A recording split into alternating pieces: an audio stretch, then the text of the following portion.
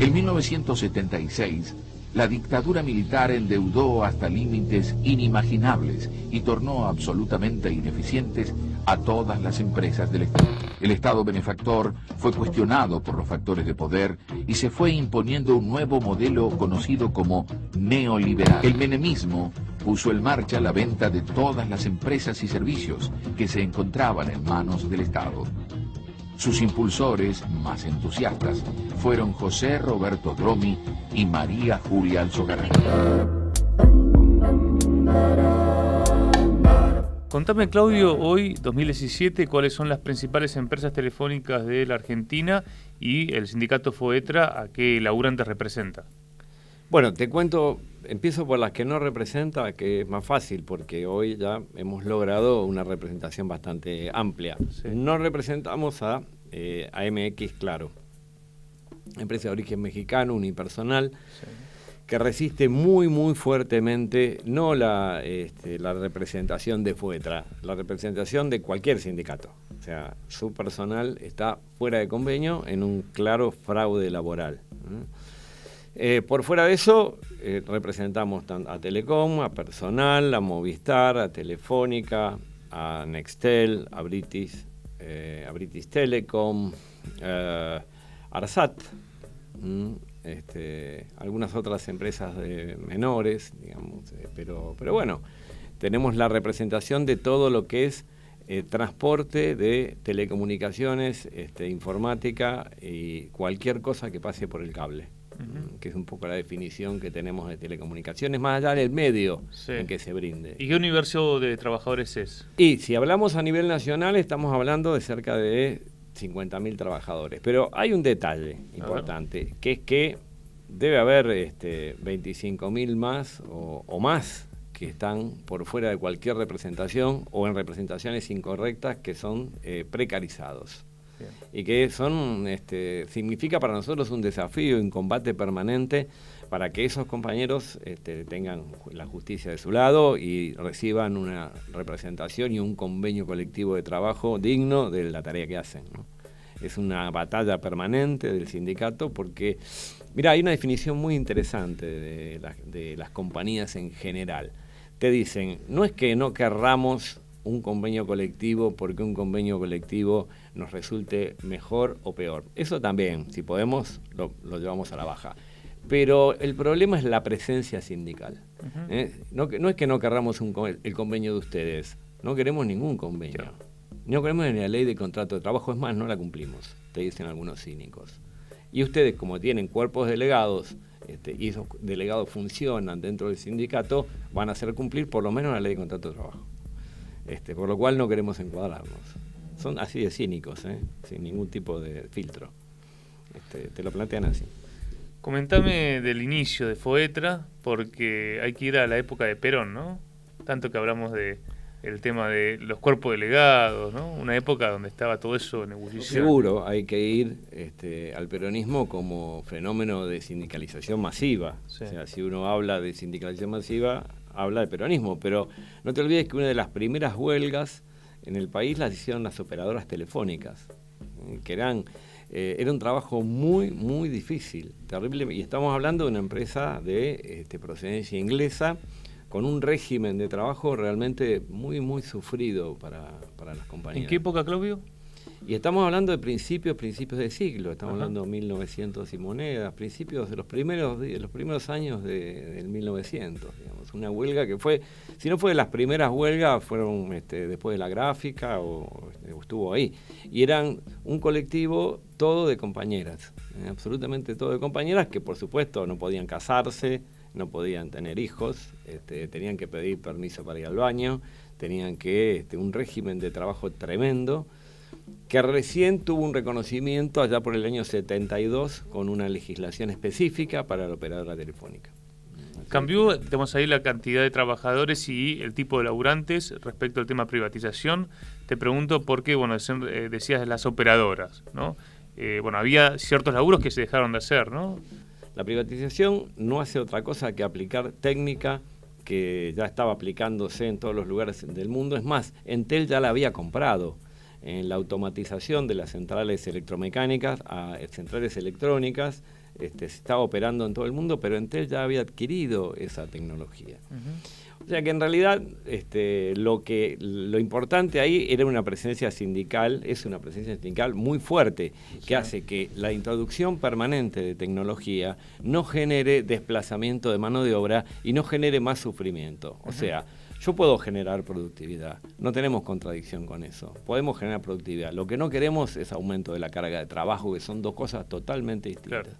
Si vos introducís técnica, herramientas y capacitación, es para trabajar menos, no para trabajar más. Y es lícito querer trabajar menos, ¿sí? No está mal poder estar más relajado, tener un trabajo menos alienante, mucho más beneficioso para tu autoestima. Y esto te lo brinda la técnica. La diferencia es que si no existe una presencia sindical, las patronales utilizan la técnica para todo lo contrario. Digamos, para generar mayor control, los call centers, ¿no? Bueno, tenés el ejemplo de los software que se instalan en los call centers. Para controlar permanentemente. Totalmente, cuando en realidad vos podrías tener, en cambio de abrir dentro de un call center 6 pantallas para 6 programas, o 7 u 8 pantallas para 8 programas distintos, tener sistemas integrados, bien pensados, que alivien la carga de trabajo, pero sobre todo, que es el problema más grave de los call centers, el operador de call center pueda haber terminada su tarea y darle algún sentido a esa tarea. No engañar a la persona que llama, no conformarla, no derivarla, sino tomar el tema y resolverlo, que es lo que implica mucho menor desgaste que si vos tenés que atender a una persona, decirle una mentira y la persona te dice vos sos un ladrón. Cuando te lo dicen y todo esto genera tensiones, enfermedades laborales. Y escúchame, te lo dicen 300 veces por día, te quiero ver. En lo que terminás, o sea, tenemos en su momento, hasta que logramos torcer esta situación, teníamos gente enferma todos los días, o sea, el SAME iba 2 o 3 veces por día, o sea, y esto se dio con lo llamado las falsas pasantías. Llegamos a tener 2.000 pasantías de la UBA entre sociología y psicología. Bueno, tema que se quiere volver, ahora te voy a preguntar de eso, pero hablaste de la privatización. Año 90, noviembre, ¿no? ¿Fue cuando? Noviembre del 90, sí. Creo que 9 de noviembre. Bueno, ¿qué reflexión tenés de qué hacías vos en esa época? ¿Cómo se confrontó? El rol del sindicato también, ¿no? Que fue muy discutido. En realidad el conflicto fue anterior. El origen del conflicto, que es el conflicto por la privatización, no fue un conflicto contra la privatización. Guillán pierde el gremio porque defiende a María Julia Alzogaray y se pone a favor de la privatización. Pierde el gremio a manos nuestras, que veníamos diciendo no. Guillán que venía contó una historia de militancia. Guillán que venía con una historia de militancia, de los argentinos, Secretaría de Prensa, nada, bueno, era... un emblema, ¿no? Un emblema, era absolutamente... Sale de la cárcel y empieza a tomar posiciones, a mediados del 84, 85, ya empieza a tomar posiciones por una empresa mixta, que era el primer proyecto que presenta Terraño en el gobierno alfonsinista. 49% privado, 51% nacional. Ese es el primer antecedente. Menem asume diciendo no hay que privatizar, toda la campaña de Neustar, ¿no? contra Entel, que no era una empresa que daba ganancias, digamos, tenía terribles defectos, tenía terribles problemas, que muchos de ellos autocreados o creados por el propio poder, pero era una empresa que era superavitaria, no generaba déficit.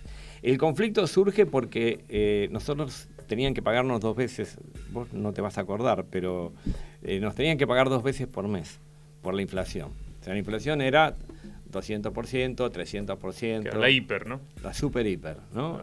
Entonces te pagaban al día 1 y te pagaban al día 15. Había que pagar un ajuste, porque ya no te alcanzaba. Entonces, ese pago asume María Julia y lo retrasa, los camiones de ese momento, lo que era Juncadela, los retrasa 2 días, paramos. Era marcarle la cancha a la interventora, ¿no? Paramos, aparecen los camiones y pagan. Si llega a fin de mes, se vuelve a repetir lo mismo, paramos y nos mandan 450 telegramas de despido. O sea, una cama perfectamente armada, y empieza un conflicto que dura 45 días de paro total. Incomunicamos la Casa de Gobierno, incomunicamos el Parlamento, incomunicamos el país, porque el país no podía ni salir ni entrar llamadas a nivel internacional durante todo ese periodo. ¿Y alguna anécdota de esa pelea? Millones. Ellos llaman a gendarmería. Ellos traen un batallón de comunicaciones a través de la casa militar, porque no podía, esto lo hace María Julia, que tenía relación con el querido y famoso capitán ingeniero, ¿no? Su papá. Claro.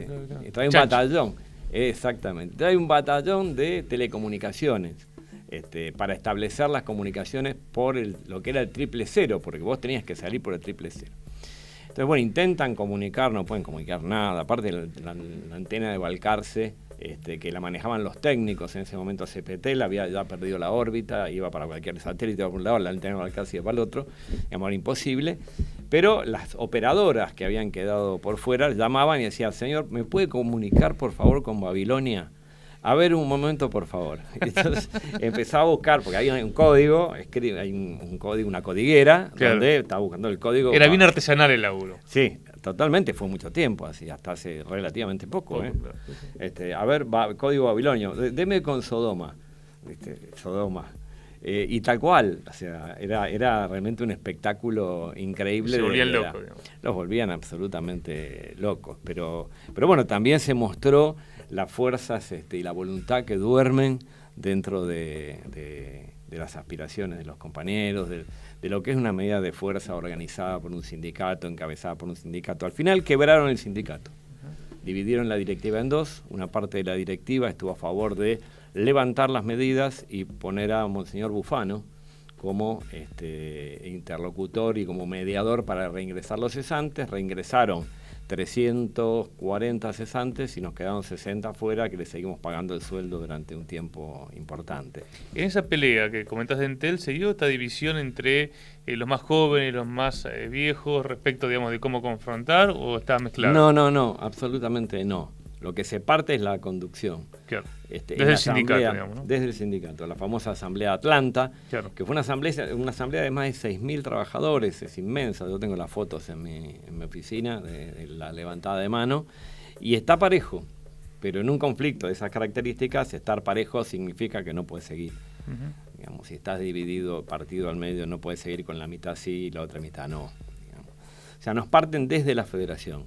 Estaba Rogelio Rodríguez, un hombre que había colaborado con la dictadura, había estado en la federación durante la dictadura, cuando estaba todo intervenido, y había sido asesor de los militares a sueldo, tenemos el documento que así lo prueba, una persona nefasta, absolutamente nefasta, y él se queda con el programa de propiedad participada, que es 1.200 en ese momento, que es mucho más que ahora, 1.200 millones de dólares, del 10% de cada una de las compañías que manejamos en un programa, cada uno de nosotros tenía asignado una cantidad de acciones, pero había un pozo que manejaban los sindicatos.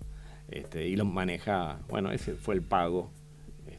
Y además un bono de participación en las ganancias, que después, a los 2 años, Menem vetó. Claro, saca un decreto, dice... Saca un decreto que con lo que pusimos acá en esta ley no vale. Lo borramos con el codo. Lo borramos. Bueno, yo soy Cintia Barcala, soy delegada de FOETRA, trabajo en una empresa telefónica. Mi trabajo consiste en conectar todos estos cables que se ven acá, son los que dan tono y ADSL a las líneas de teléfonos básicas, y a la vez soy delegada del edificio Wilde, que es en donde trabajo. Mi tarea como delegada consiste en mediar entre la empresa y el gremio ante reclamos puntuales, como pueden ser herramientas de laburo, elementos de protección, el estado del edificio, o cosas más puntuales de los compañeros cuando tienen una sanción, un apercibimiento por alguna decisión arbitraria que toma la jefatura. También nos encargamos de hacer asambleas y juntar el mandato de los compañeros, de escuchar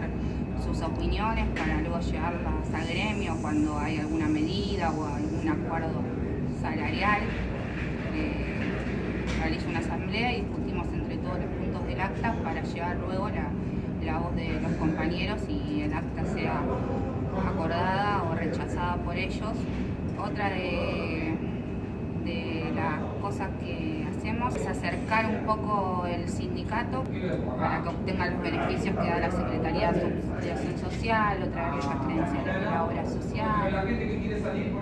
Y básicamente es eso, orientarlos, contenerlos y discutir lucha política en tiempos más difíciles, donde el trabajo hoy del delegado es mucho mayor, porque las patronales se creen con la necesidad de avanzar más sobre los derechos adquiridos, y bueno, nosotros tratamos de eso, de defender el convenio, de defender todas las herramientas